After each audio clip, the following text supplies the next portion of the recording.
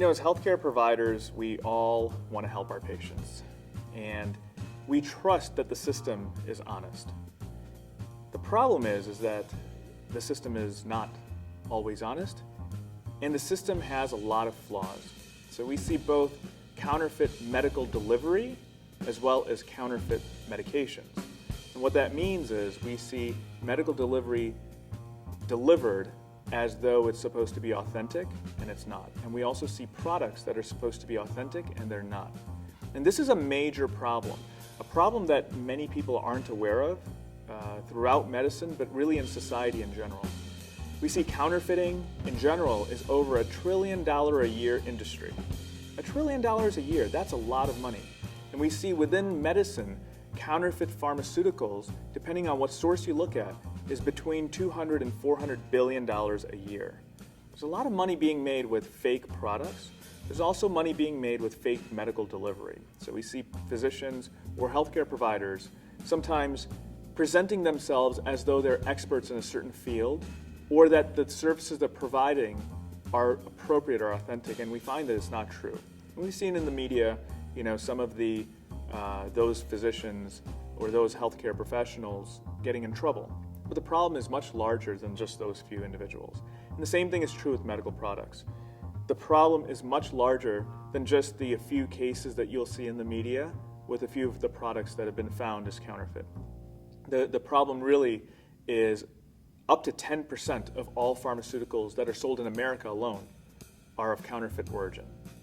And the problem that we have is we don't know which products are counterfeit. So as a physician, as a healthcare provider, when you try to help your patient, you're prescribing a medication, but you have no clue if that medication is real or if it's fake, if it's genuine or if it's counterfeit.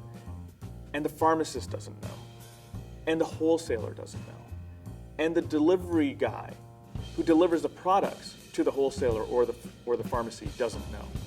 So the problem is so bad that we have no control over our supply system, we have no control over what's being sold in the pharmacy, and we have no way of authenticating if the product that's been received is real or counterfeit.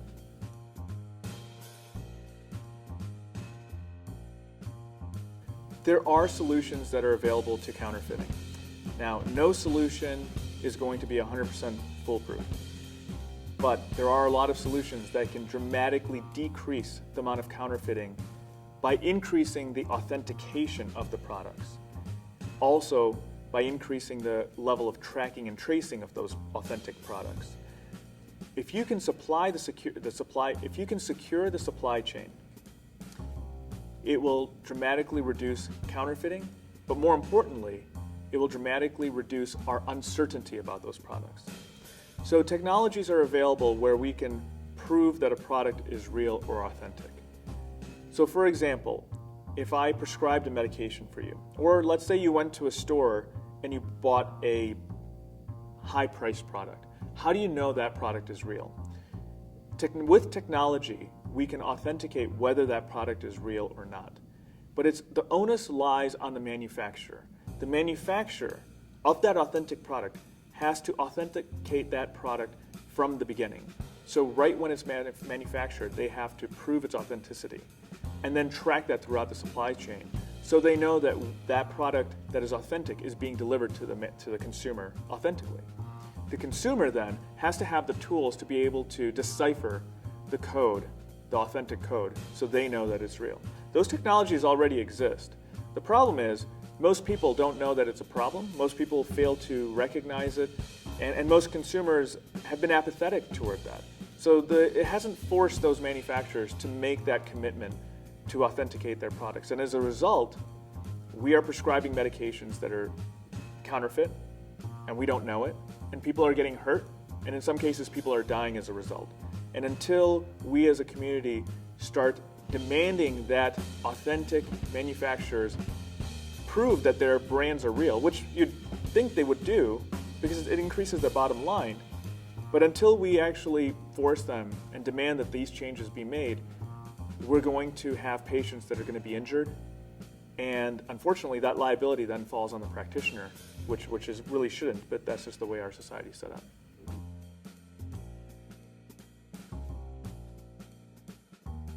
It's really important that physicians become more aware that there is a problem with counterfeiting and that they become more aware of what that problem is. Because only then can they perhaps begin to recognize the problem and identify the problem. So some of the steps that they can make are, number one, educating themselves about the problem.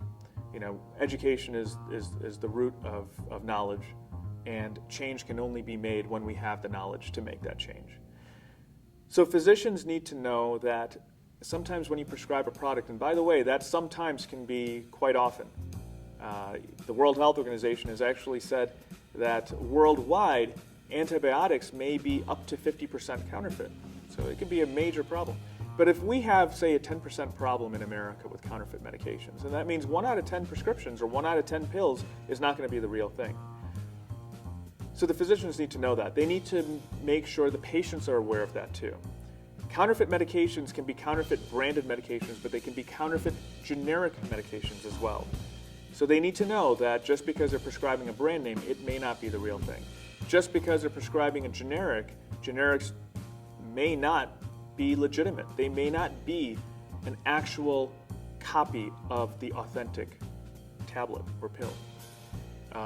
So generics can be counterfeit. So when physicians will see patients that come to them and say, "Doctor, I've been stable on this medication for years, and I got my refill from the pharmacy, and the new one doesn't work," they need to know that that new medication may not be what it's supposed to be. It may not have the active ingredient in there. It may have less of the active ingredient in there. It may have fillers that prevent proper absorption. It may have fillers that cause side effects. And just a simple change from one manufacturer to another could be all that's needed for that patient to have side effects, lack of efficacy, or in worst case scenario, some serious adverse events.